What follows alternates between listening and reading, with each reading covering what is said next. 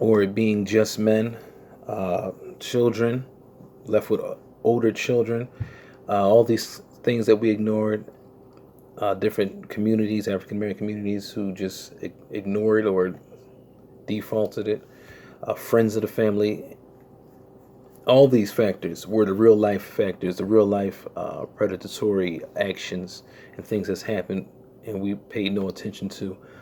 The rich and the powerful, it's not a surprise at all. The people with money and access and influence, they tend to do the most when it comes to what they have.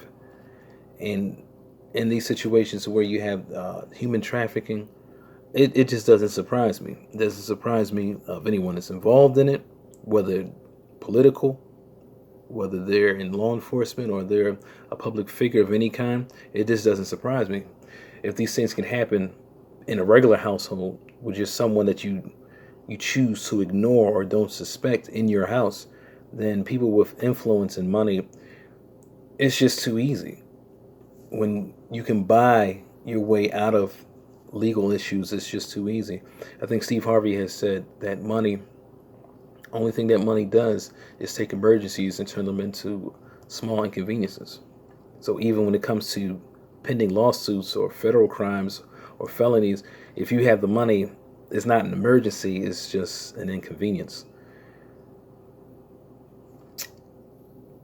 I have nothing else to say about that. It's just that he allegedly committed suicide, which is still questionable, but he's gone, so there is no trial, and there's nothing else that can be done.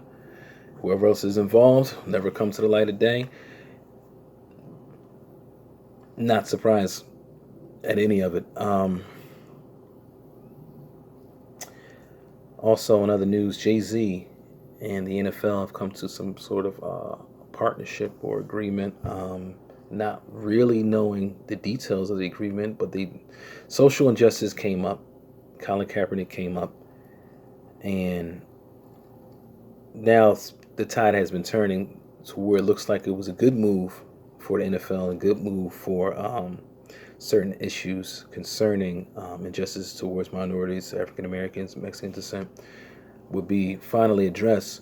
Turned into Colin Kaepernick not being kind of being ignored, and the page on his chapter being turned over without anything happening. He's still out of a job. He wasn't even brought in on a deal, which I thought could have been a good centerpiece for the public at least. Because in all reality, you have money once again, and you have the NFL, and you have Jay-Z, Rock Nation, and it's like if they really were going to do some dirt, there's nothing that we could really do about it. But in the public eye, you could at least brought Colin Kaepernick into the meeting or use him as a face to where it would put the public at ease. Then you can go ahead and do whatever you want to do behind our backs. The man, if you don't know, was an NFL player, took a knee during the anthem, which he got the advice from a military vet who said it was the best way to protest. It's very nonviolent, but most people took it as disrespect towards the military, disrespect towards our country, and it became national news quickly and resulted in Colin Kaepernick losing his job. Honestly, excuse me,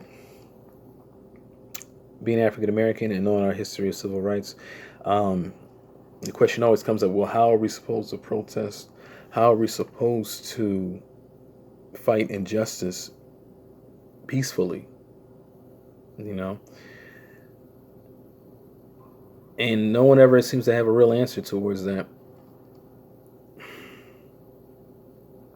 But I want to thank you for my time here, and thank you for this first video on YouTube. And I hope that anyone out there who agrees or disagrees, you leave a comment. Just let me know. And any advice or anything that I can do in the future for future videos, just let me know. Thank you.